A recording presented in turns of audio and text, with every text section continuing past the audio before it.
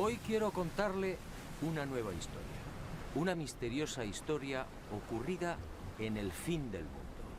Sígame y deje volar su imaginación.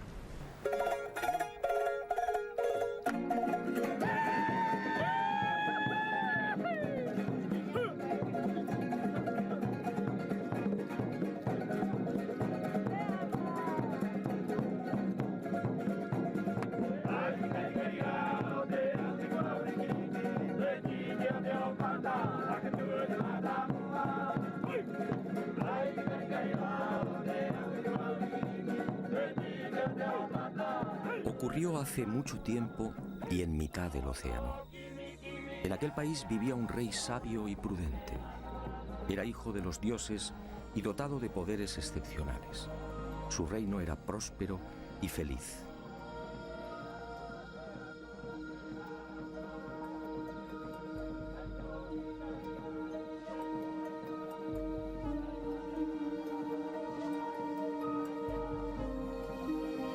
Pero de pronto aquel bello y exuberante lugar se vio amenazado.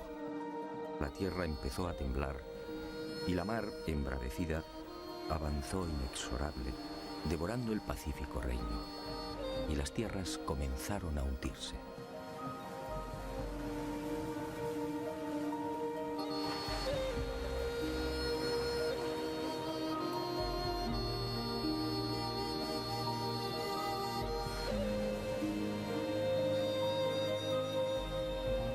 Y el rey solicitó consejo. ¿Qué debía hacer? Uno de sus magos viajó en sueños por el océano y al regresar comunicó al rey que debía partir en dirección al sol. Allí encontraría una nueva patria.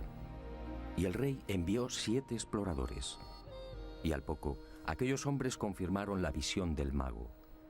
El rey entonces se hizo a la mar, y con él todo su pueblo.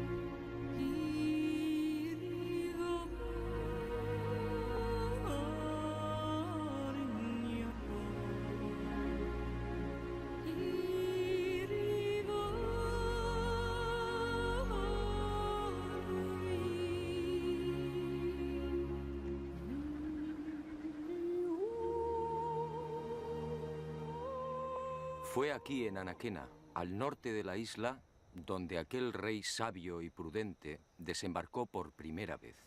Y con él llegó también el primer Moai, el símbolo que representa a Pascua.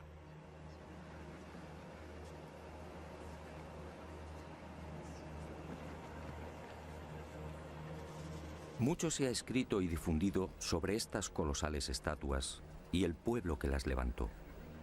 Sin embargo, esa amplísima bibliografía, más de 2000 volúmenes, no ha resuelto las grandes incógnitas que envuelven todavía a Tepito o Tejenua, el verdadero nombre de Pascua.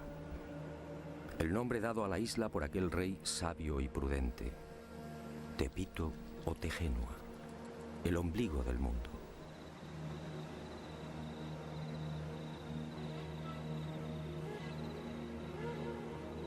Científicos y especialistas no se ponen de acuerdo.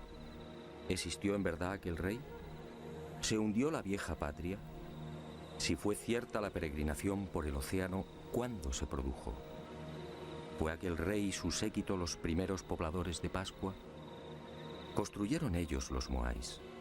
Y de ser así, ¿por qué? ¿Cómo los transportaron?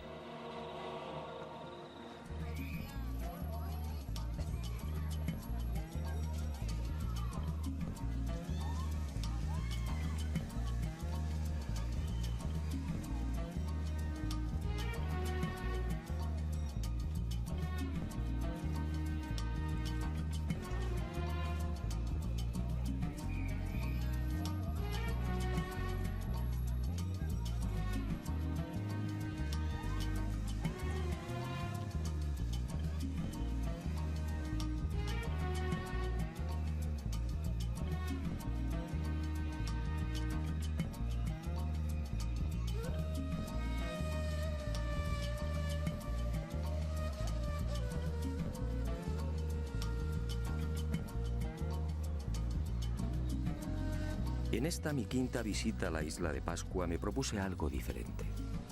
Algo que quizá podía arrojar nueva luz sobre los referidos misterios. Hasta ese momento todas mis investigaciones habían tomado como referencia los dispares criterios de la ciencia. Pero como digo, esas afirmaciones resultaban tan endebles como contradictorias. En esta oportunidad, obedeciendo a la intuición, escuché la voz del pueblo. ¿Qué cuenta la tradición? ¿Qué dicen los ancianos pascuenses? ¿Cuál es su versión?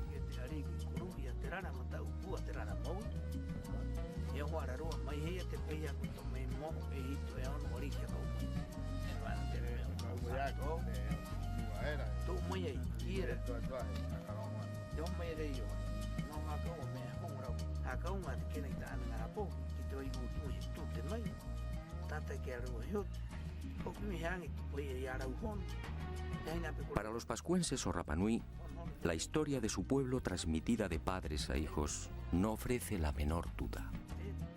Todo empezó con aquel rey sabio y prudente. Se llamaba Hotu Matua y su primitivo reino recibía el nombre de Hiva Marae Renga. Allí vivía feliz en compañía de su esposa, Bakai Ajeva.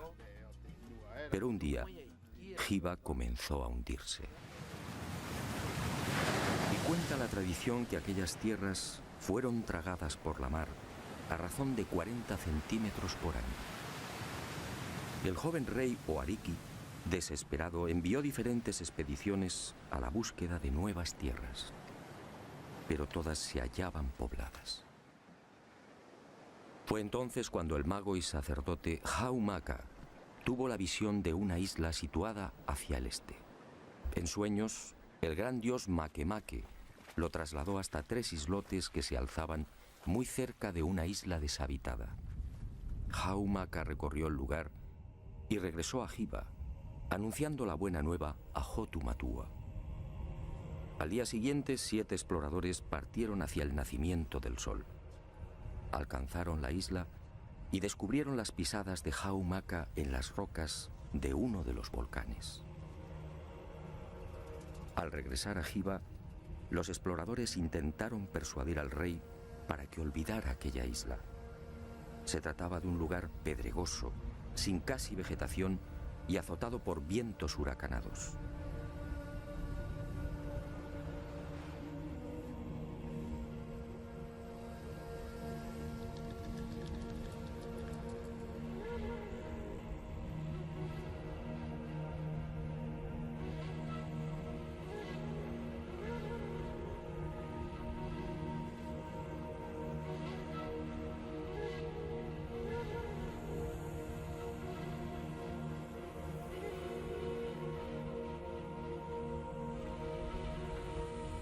Pero Hotu Matua, confiando en su dios, zarpó de Hiva en 2 grandes canoas. En una viajaba el rey con 300 hombres seleccionados. En la otra, la reina con las mujeres. Y con ellos, semillas, animales, un moai y la historia de Hiva, recogida en 69 tablillas de madera. Unas tablillas grabadas con unos signos que solo podían leer los sacerdotes e iniciados.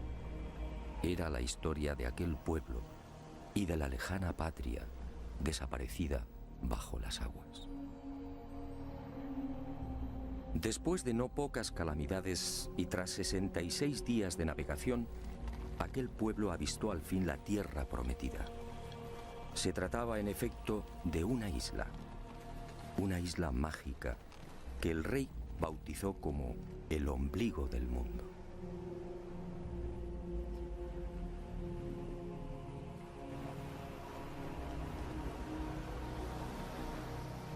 Tras rodearla, el rey y su séquito desembarcaron en una de sus playas. Y con ellos, la caña de azúcar, el plátano, el ñame, el taro, las aves y gallinas.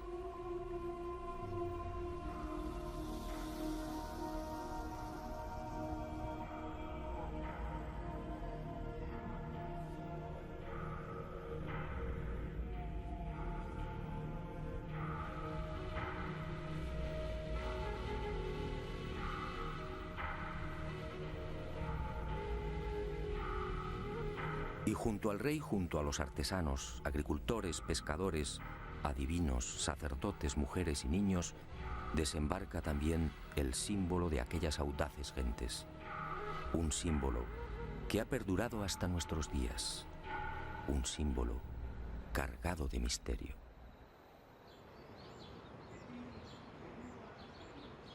Según los ancianos pascuenses, así dio comienzo la verdadera historia de la isla. Este fue el primer poblamiento humano, una migración obligada que se remontaría quizás al siglo V. Los Rapanui establecen esta fecha basándose en la lista de reyes que sucedieron al mítico Hotu Matua y que conservan con nitidez en la memoria colectiva. En total, dicen, la isla ha sido gobernada por 64 arikis, con una duración media de 25 años por reinado. Este cálculo nos situaría alrededor del año 400 después de Cristo.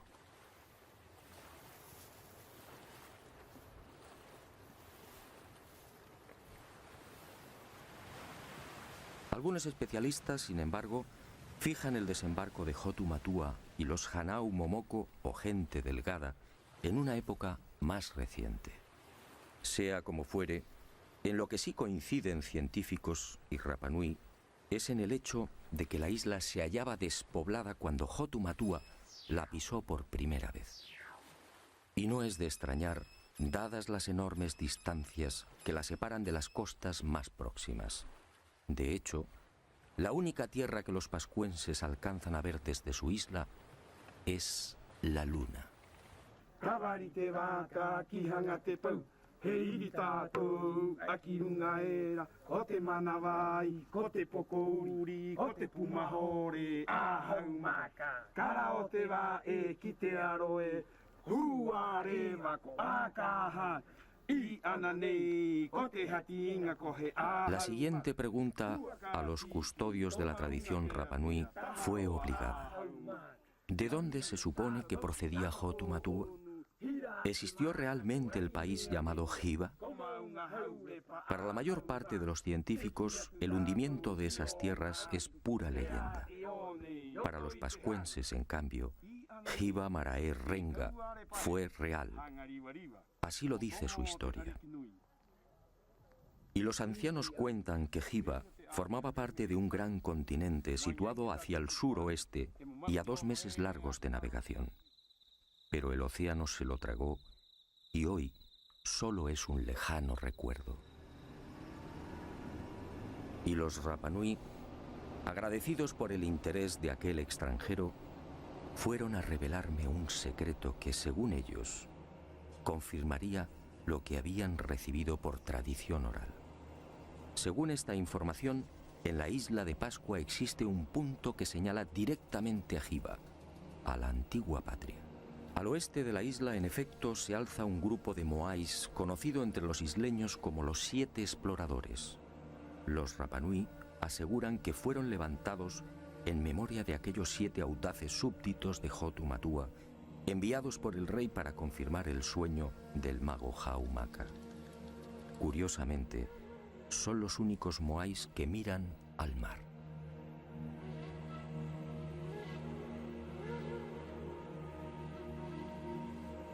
Estos 7 moais apuntan directamente al lugar donde, según la tradición, se hallaba Hiva, en las proximidades de Nueva Zelanda, exactamente en el rumbo 254. ¿Casualidad? Lo dudo. Para la ciencia, aquella primera oleada humana que llegó a Pascua tuvo que proceder de algún punto más cercano. Y algunos señalan las Islas Marquesas, al noroeste. Otros incluso aseguran que Hotu Matua y su gente pudieron navegar desde las costas del Perú o de la India. Los pascuenses lo niegan. Hiva, dicen, era parte de un continente que ocupaba una gran extensión en el Pacífico Sur. E inevitablemente surge la sombra de otra leyenda. ¿Se refieren los Rapa Nui a Mu, el legendario continente desaparecido?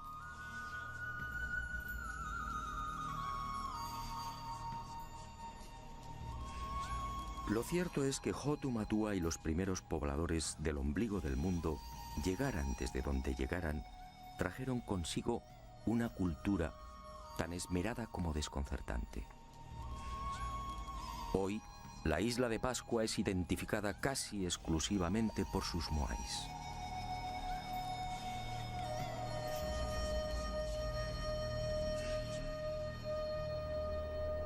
Sin embargo, aquel rey y aquellas gentes delgadas eran portadores también de otros secretos y extraordinarios conocimientos. Una sabiduría incomprensible para aquel remoto siglo V.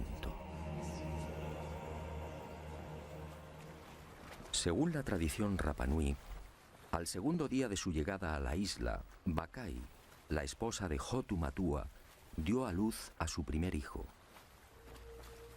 Se trató en efecto de un parto submarino.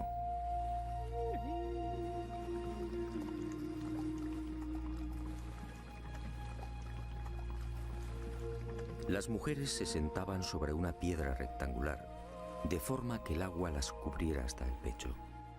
Y así nacían los bebés.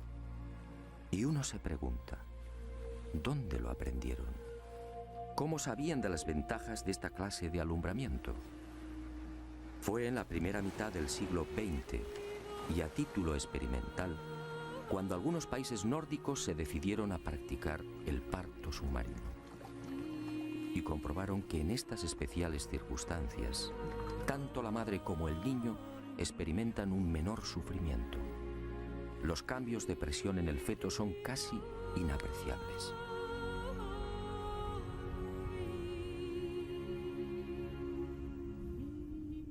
Con la llegada a Pascua de la civilización, o debería decir de la supuesta civilización, esta ancestral costumbre se perdió, como se perdería también otro ritual igualmente insólito y que, según la tradición, procedía de Hiva. Las embarazadas eran trasladadas a la ciudadela sagrada de Orongo. Una vez aquí, los sacerdotes recogían el líquido amniótico, siendo utilizado por reyes y reinas para el cuidado de la piel y en las ceremonias de fertilización de la tierra. ¿Cómo sabían los primitivos pascuenses del poder regenerativo del apnio?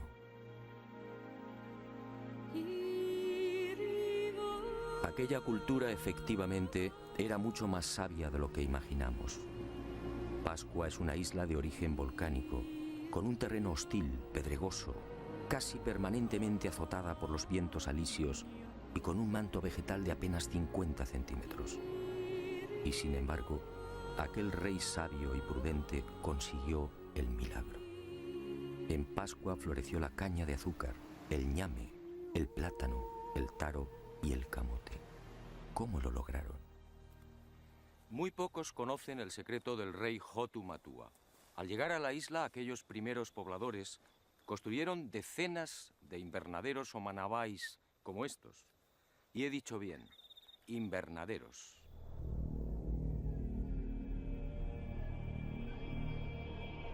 He aquí otra muestra de la sabiduría de aquel pueblo. Una sabiduría o un poder heredados de Hiva. Las inclemencias y agresividad de la isla no fueron obstáculo para los recién llegados y levantaron los manabai. unos invernaderos excavados en el terreno de hasta 2 metros de profundidad y 20 o 30 de longitud. Un lugar que mantiene un especial microclima y que permite el crecimiento de toda suerte de frutos y hortalizas. Un milagro que los científicos no terminan de explicar. Y aunque la ciencia no tiene una respuesta satisfactoria, para los pascuenses, en cambio, la solución es tan simple como familiar. El milagro de los Manabái fue consecuencia del poder del mana. El mana era un poder sobrenatural emanado del dios Makemake, una extraña y singular criatura que descendió de los cielos instalándose en la mítica Hiva. Y aquel dios se cruzó con las hijas de los hombres, y de ahí nacieron los viejos héroes y los reyes. Y todos ellos disfrutaron del primitivo poder del dios, el mana. Una historia, por cierto, sobradamente conocida en otras culturas.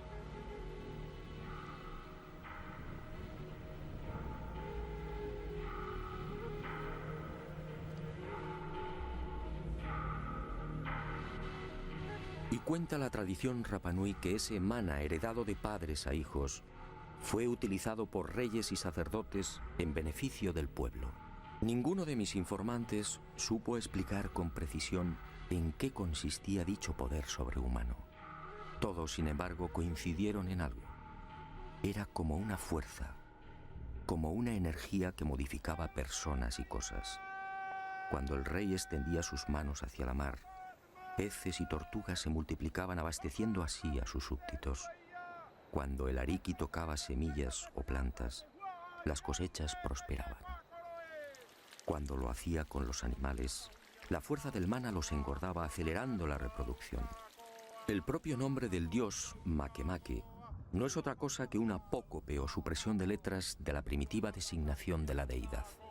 Manake, Manake. Es decir, el que disfruta de un poder más que excepcional. En definitiva, según los ancianos Rapanui, fue gracias al mana como sus ancestros lograron transportar los grandes bloques de piedra que cierran los invernaderos. No importaba peso o volumen. El mana, dicen, los hacía levitar, venciendo así la gravedad. Y otro tanto sucedió con las extrañas construcciones que se alzan al sur de la isla, en el paraje conocido como Binapú. Otro de los grandes enigmas de Pascua, para el que los científicos tampoco tienen explicación. Aquí, desafiando toda lógica, permanecen los restos de un aju o altar, muy diferente a los 101 que se conservan a lo largo y ancho de la isla. Diferente, sí, por su estructura y por el peso y pulido de los bloques que lo integran. Bloques de duro basalto de hasta 11 y 12 toneladas perfectamente escuadrados. ¿Cómo lograron semejante perfección? Ni siquiera una afilada navaja puede penetrar entre sus paredes. Pero quizá lo que más sorprende de esta construcción es la extraordinaria semejanza con otros muros situados a miles de kilómetros. Sígame y juzgue por sí mismo.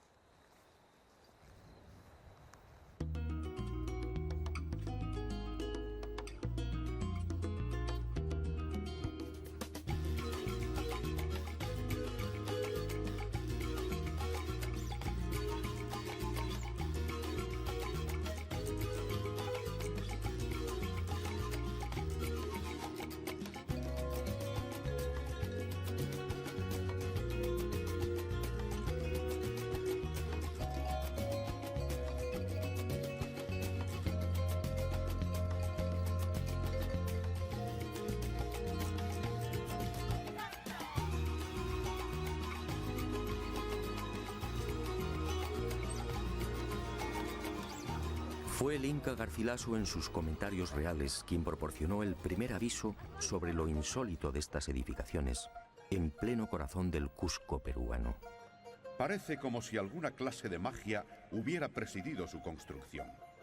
Más parece trabajo de demonios que de seres humanos. Y llevaba razón. ¿Cómo explicar esta piedra de 12 ángulos? ¿Cómo entender el transporte y alzado de estas formidables masas de piedra? ¿Cómo las pulieron? ¿Cómo lograron ese milimétrico encaje idéntico al de Vinapú en la isla de Pascua?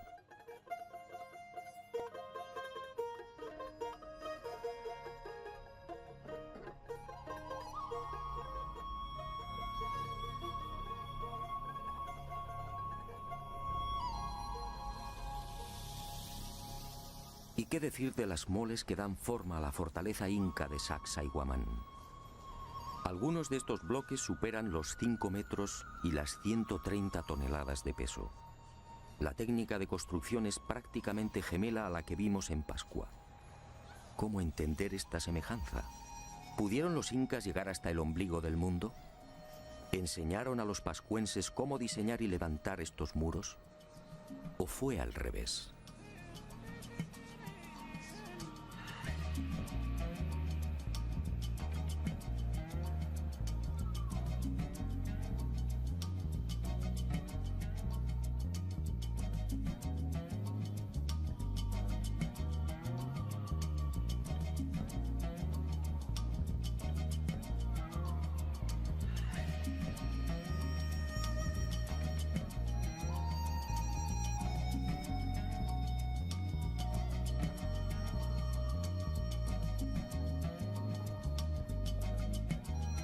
Y otro tanto sucede con los almacenes y tumba del rey Ranjai, en la ciudad etíope de Aksum.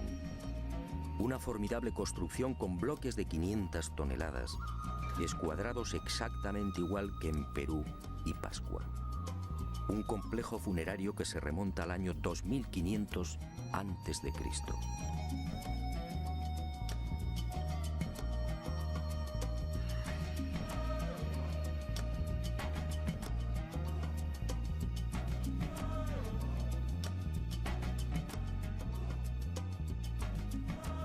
Pero la sorpresa y el desconcierto se ven nuevamente superados cuando uno acierta a caminar por la meseta egipcia de Giza. Aquí, en el templo situado al pie de la Esfinge, las increíbles construcciones de Pascua, Perú y Etiopía vuelven a repetirse. Según la arqueología oficial, este templo fue edificado por el faraón Kefren de la cuarta dinastía, es decir, hace 4500 años. Curiosamente, tanto el diseño como la disposición y el pulido de estos formidables bloques son similares a los de Vinapú, Cusco, Sacsayhuamán y Aksum. Algunas de estas masas de piedra miden y pesan exactamente lo mismo que las de la fortaleza inca o la tumba etíope. Otras, con 9 metros de longitud y 3 de altura, superan las 240 toneladas. La perfección es tal que tampoco aquí es posible introducir la hoja de un cuchillo entre las paredes. ¿Cómo lo hicieron? Nadie tiene una explicación convincente. ¿Navegaron los antiguos egipcios o los etíopes hasta América del Sur y la isla de Pascua? No parece lógico. La distancia entre estos países y el ombligo del mundo es de más de 15.000 kilómetros. Pero entonces, ¿qué ocurrió? Por más que indagué, fue imposible hallar una explicación al enigma de la semejanza entre las construcciones de estas 4 culturas. En Pascua no existe vestigio alguno de las hipotéticas visitas de incas o egipcios. Para los Rapanui, los muros de Vinapú, destinados a sostener un moai de 23 metros, fueron obra de Hotu Matua o de sus inmediatos sucesores. Unos muros, dicen, que se hicieron realidad merced al mana.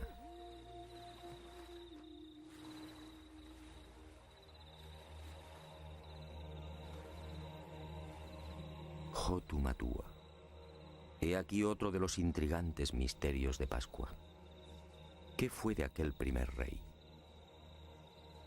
¿Qué fue del Ariki que fundó la cultura Rapanui y que trajo el primer moai? Según la tradición, Hotu Matua gobernó durante 20 años. Fue la época del máximo esplendor. un periodo en el que se inició probablemente la construcción de las gigantescas estatuas y, sobre todo, el reinado del mana por excelencia. Todo en el soberano era mana, todo era sagrado. Nadie debía tocarlo. Su cabeza, cabellos y manos eran santos. No podía cortarse el pelo y tampoco las uñas. Sus manos solo tejían redes. Al morir, el cráneo era separado del cuerpo y adornado con pinturas o grabados. Pero este poder, el mana, se hallaba asociado a otro concepto, el tapu, es decir, lo prohibido. Cualquier persona u objeto que pudiera tocar el rey quedaba maldito.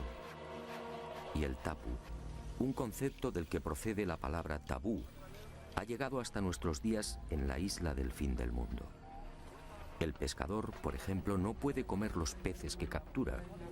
Las mujeres y niños Rapanui tienen prohibido el consumo de atún durante la época estival. Los pascuenses no deben pisar el terreno donde se ha enterrado un cordón umbilical. Nadie podía ver al ariki comiendo o durmiendo. Los infractores del tapu eran condenados a muerte bien por el aplastamiento del cráneo o bien por la introducción en el recto de una antena de langosta marina. Un suplicio extraordinariamente doloroso que conducía indefectiblemente a la muerte.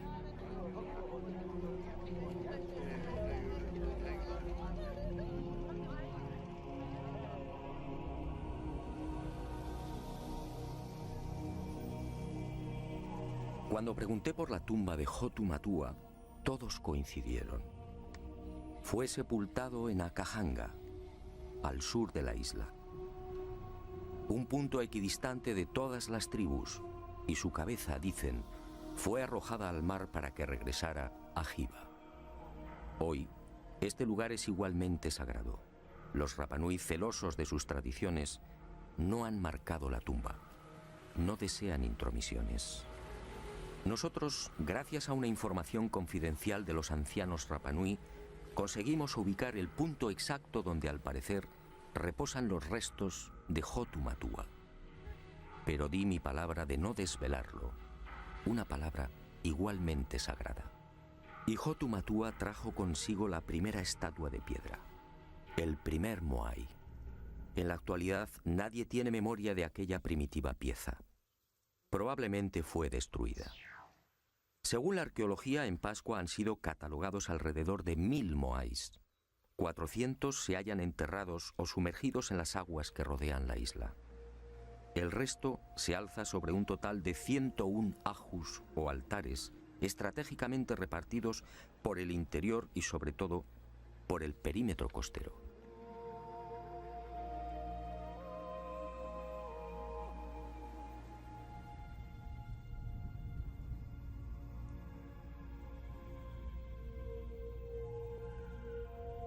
Como decía, es mucho lo que se ha dicho y escrito sobre el símbolo por excelencia de Pascua. Y a decir verdad, son muchos también los infundios y despropósitos que giran en torno a estas colosales estatuas. ¿Fueron construidas por seres extraterrestres? ¿Fue Hotu Matua y su gente, como ha llegado a difundirse, una perdida expedición de la no menos mítica Atlántida? La verdad probablemente es otra. Los moais encierran aún algunos misterios, pero en mi opinión, nada tienen que ver con seres llegados del espacio.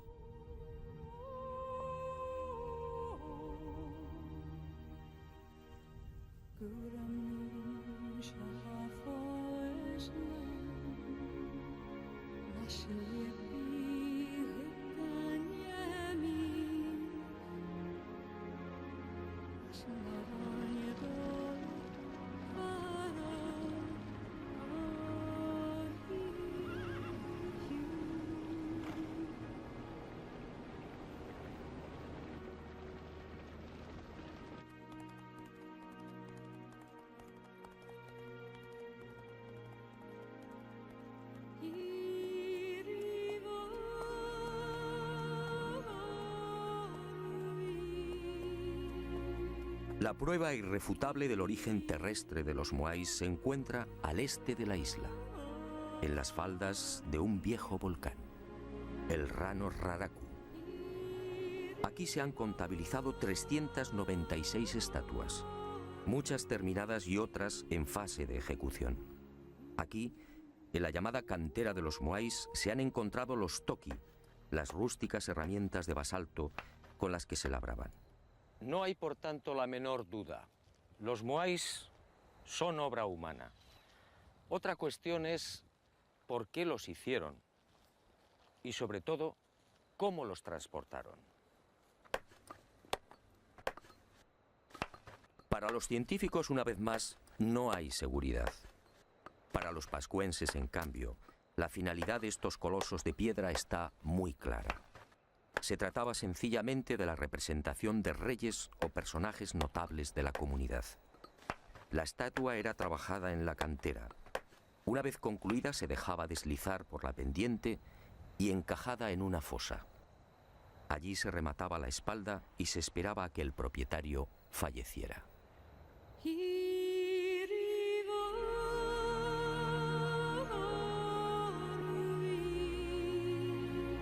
Cuando esto ocurría, el moai era trasladado al lugar elegido y alzado sobre el aju o altar.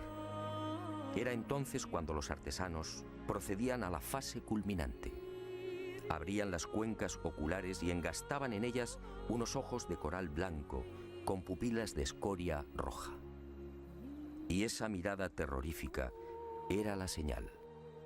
El difunto tomaba posesión del moai y su poder, el mana, se difundía a través de dicha mirada.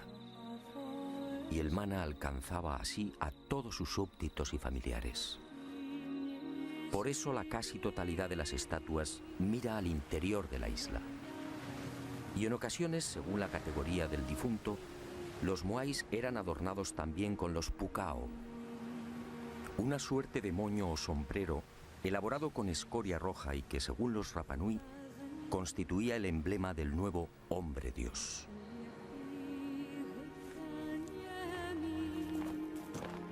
Y ahí justamente, en el proceso de traslado del moai desde la cantera del Rano Raraku hasta su definitivo asentamiento, aparece el gran problema. El verdadero e irritante enigma que envuelve todavía a los moais. ¿Cómo los transportaron?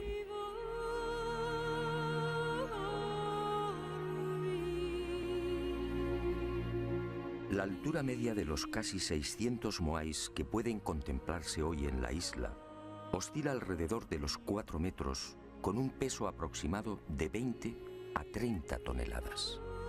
Hay excepciones, como en los casos del moai Paro, en la costa norte, con casi 10 metros de altura y 85 toneladas de peso. Y el moai, a medio terminar, de la cantera del Rano Raraku. Este coloso de 22 metros de longitud habría llegado a pesar unas 250 toneladas. En el caso de los sombreros o pucaos, la mayor parte de estos cilindros supera las 7 y 8 toneladas. ¿Cómo se las ingeniaron los Rapanui para trasladar semejantes moles a lo largo de la isla y para elevar los tocados hasta 5 metros de altura? Durante décadas, científicos como Malloy, Schwarzkopf, Thor Heyerdahl y otros se han esforzado por demostrar que el citado transporte de los moais no es en realidad un problema tan arduo o intrigante. Y han echado mano de las más peregrinas soluciones. Trineos de madera sobre los que descansarían las estatuas. Horquillas también de madera de las que colgarían los moais. Cuerdas y rodillos y hasta caminos de paja por los que podrían haber sido desplazados los grandes colosos. La verdad es que estas hipótesis no convencen. En algunos casos, ese supuesto arrastre habría exigido cientos, quizá miles de hombres. En otros, el uso de cuerdas o maromas amarradas al cuerpo de las estatuas habría dañado irremisiblemente la palangonita, la frágil piedra volcánica con la que fueron labradas. El ejemplo más claro lo tenemos en el moai de Tongariki. En 1982 fue expuesto en la ciudad japonesa de Osaka. Pues bien, a pesar del exquisito cuidado desplegado en su manipulación y transporte, las sogas lo dejarían marcado para siempre. Y me pregunto, si los antiguos pascuenses se valieron de cuerdas y rodillos para transportar los moais, ¿por qué ninguna de las estatuas presenta las lógicas rozaduras? Pero el gran fallo de cuantos han intentado explicar el traslado de los moais de forma convencional aparece al echar mano de la madera. Rodillos, trineos, horquillas, estructuras en forma de V. Los científicos, al plantear sus hipótesis, dan por hecho que dicha madera era un bien abundante en la isla. Grave error. Los ancianos lo han repetido hasta el aburrimiento. Pero nadie les ha prestado atención. En Pascua, dicen los Rapanui, jamás hubo bosques. Y vulcanólogos y expertos en polen han terminado dándoles la razón. Hace 10.000 o 12.000 años, la isla padeció la última gran erupción volcánica. El Maunga Terebaca al norte entró en actividad y los ríos de lava arrasaron Pascua, sofocando cualquier vestigio de vegetación. Cuando Hotumatua desembarcó en Anaquena, el ombligo del mundo era un paraje casi desolado. El único arbusto presente en la isla era el toromiro, de apenas 1,30 metros de altura y 30 centímetros de diámetro.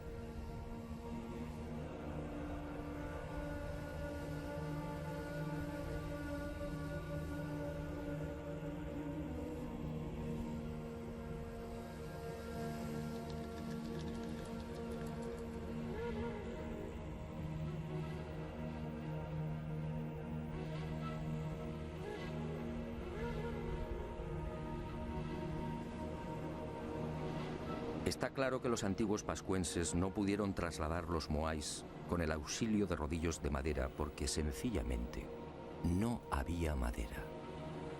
Y el enigma aparece de nuevo. Si el toromiro no era suficiente para la elaboración de esos más que supuestos cientos o miles de rodillos, ¿cómo los transportaron?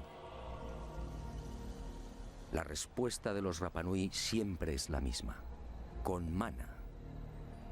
Era el poder más que excepcional del rey o de los sacerdotes el que levantaba las estatuas en la cantera, desplazándolas por el aire.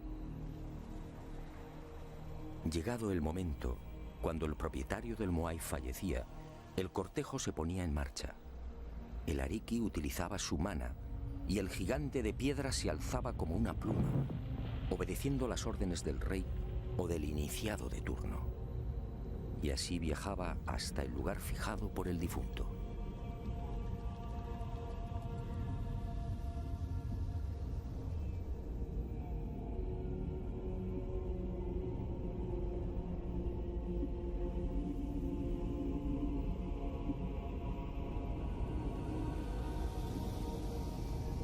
Así, aseguran los ancianos, se salvaban los accidentes geográficos depositando el moai en los ajus más inaccesibles, incluso en los acantilados.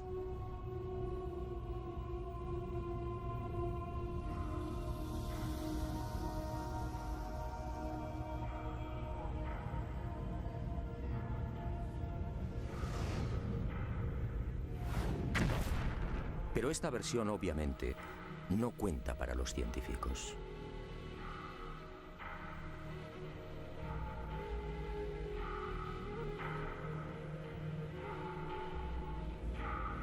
La magnífica industria lítica de los pascuenses se prolongaría hasta el siglo XIII.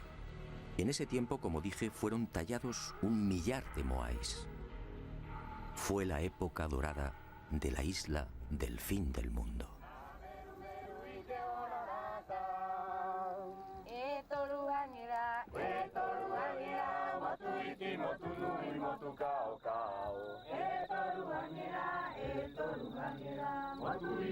Pero un buen día, hacia el año 450, sucedió algo imprevisto. En la isla desembarcó una segunda oleada humana. Eran los Hanau Epe, unos individuos corpulentos que terminarían provocando el gran desastre. Eran muchos, cuentan los ancianos Rapanui, y se instalaron en el Poike. Y allí vivieron durante siglos. Y los Hanau Epe, mal llamados orejas largas, se mezclaron con los primitivos pobladores. Pero en el año 1680 estalló el conflicto, y unos y otros guerrearon hasta que los invasores fueron exterminados.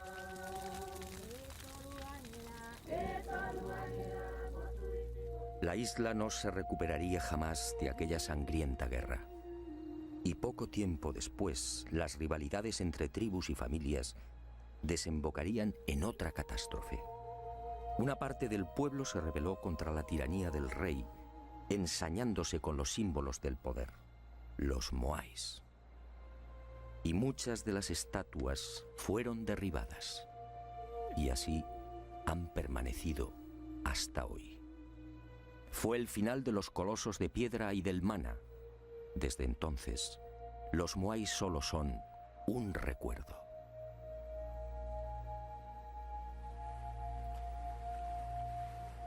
Pero las desgracias de la isla del fin del mundo no terminaron ahí. A partir de 1722 el hombre blanco entra en contacto con Rapa Nui. Y durante un siglo, casi un centenar de buques arriba a las costas de Pascua. Y con ellos, la codicia, las enfermedades, la muerte y la esclavitud. En 1862, 7 barcos peruanos atracan frente a la isla y capturan a 1 millar de pascuenses. Todos ellos son trasladados a las islas Chincha y al interior del Perú, donde trabajan como esclavos. En 1877, Pascua se encuentra al borde del colapso. La población suma 111 personas.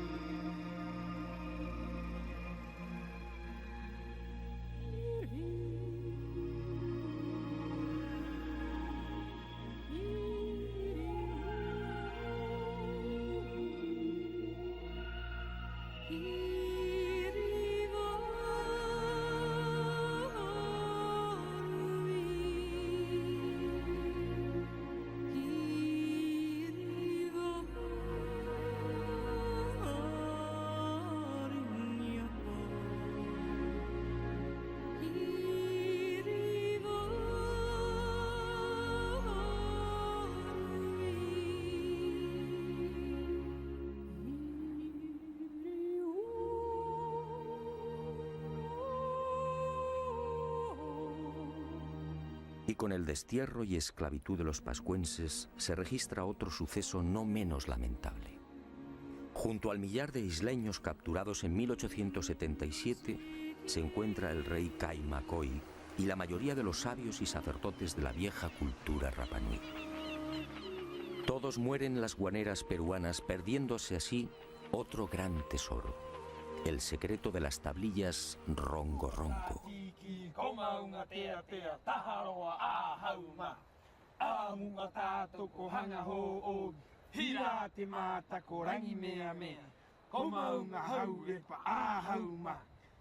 Cuenta la tradición que fue Hotu Matua, el ariqui sabio y prudente, el que trajo consigo las 69 tablillas de madera en las que se narraba la historia de Jiva y de su pueblo. Unas tablillas o maderas parlantes, grabadas con 150 signos básicos y con los que podían componerse más de 2000 lecturas. Un formidable tesoro que se perdió con el destierro de los últimos sabios e iniciados Rapa Nui. Hoy solo quedan 24 de estas tablillas repartidas por los más importantes museos del mundo. Su valor es incalculable. Algunas están valoradas en $2 millones. Aquí, sin duda, se explican muchos de los enigmas que todavía envuelven a Pascua. Aquí, según los ancianos Rapa Nui, en estos extraños símbolos se habla también del mana y del singular y poderoso dios Makemake, la criatura que bajó del cielo.